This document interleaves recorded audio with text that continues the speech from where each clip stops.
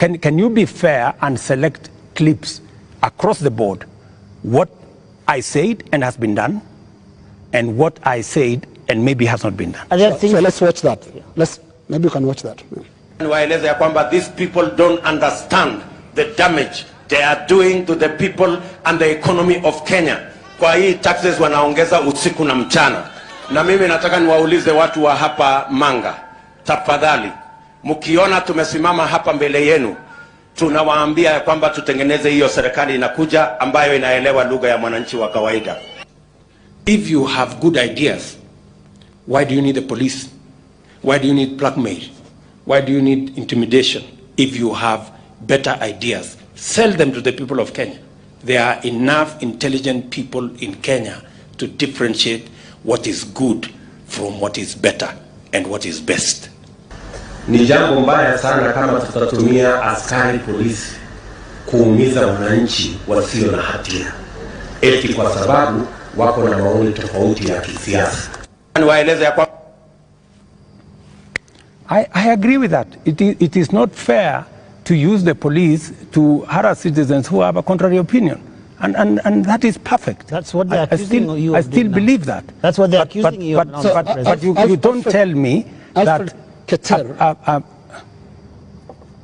What is the problem with Alfred Keter? Yeah.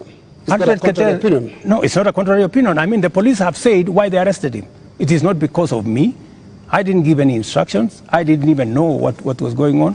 Let me tell you, Linus, I am a very clear-minded person on what I say. When it is the police, I have said, many of the people who opposed me, many of the people who were very scared about what I would do when I become president, even the people who did worse things against me, I have never gone after them because I don't believe in settling political scores using the power of state or using the police. Let me also say the following. When I talked about the taxes that I was on the campaign trail, yes. I was addressing in the campaign trail, it was very obvious that when at that time we were in subsidies, that did not make sense. It is because I removed the subsidies and I changed and put production support. That is why today the price of unga has come down from 240 to 100. Because I changed the model, I changed the configuration, and it is giving us results. But are you aware, Mr. President, that the thing, perhaps apart from now the police brutality that people associate you the most, is the issue of taxes? I'm sure you know the name they call you. You've actually talked about it even yourself. This guy that they want to come down. Let me tell you, my good brother, Ageyo. When I came into office and I assessed the situation, and it was no longer possible for us to borrow money, I had to be honest with the people of Kenya. I had to tell them we have two options, right? And even as we imposed taxes, we explained, we made sure that there was adequate, elaborate public participation on what it is that we were trying to achieve. And let me tell you the following. I have done the best that I could globally. Today, our country has tremendous respect from many quarters globally because of what I have done. I have raised the profile of our country. Today, I was in Narok, and the tourism numbers in 2022, 1 million tourists. In 2023, last year, 2 million tourists. This year, by God's grace, we will get to 2.7 million tourists because of the profile that I have done for the country. I know somebody will say that, that there is no truth in that, but call the tourism sector.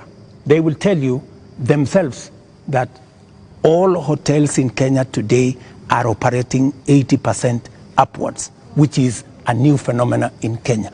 I will also tell you that the international community have developed enormous confidence in Kenya. I see people who are saying, why did William Ruto go to China?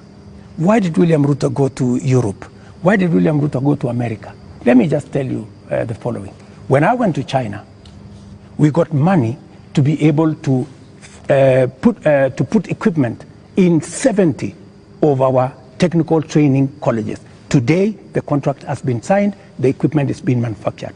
When I went to China, we got money to build Bosto Dam that has been waiting, that will serve the counties of Bomet and Kericho. When I went to China, we got money to build, we got 30 billion shillings to build roads in Nyandarua, in Kirinyaga, in 8 other constituencies in Kenya. That's why I went to China. When I went to America, we got a $1 billion facility to be built in Naivasha that is going to be the biggest data center in Africa, funded by UAE, working with Microsoft and Kenya. When I went to the US, we also agreed Kenya became the only country in Africa that is going to benefit from the CHIPS Act, where we will be manufacturing computer chips with other countries. Kenya will be among the first, will be actually the only country in Africa that will benefit from that. And so many of the young people who I see today, those are my targets for the future. So it doesn't bother you that there's this tag on your head as a president who has overtaxed Kenyans, and that the sufferings that we are going through is because of excessive taxation that you have imposed on Kenyans? That is what I was asking about. You see, if I am called Zakayo, yeah, because I have explained to the people of Kenya that the option we have is, if we continue borrowing, we will go down the cliff. If that is what is going to take Kenya to be saved from a debt default, I don't mind being called Zakayo, because it is a sacrifice worth making. Mr. President.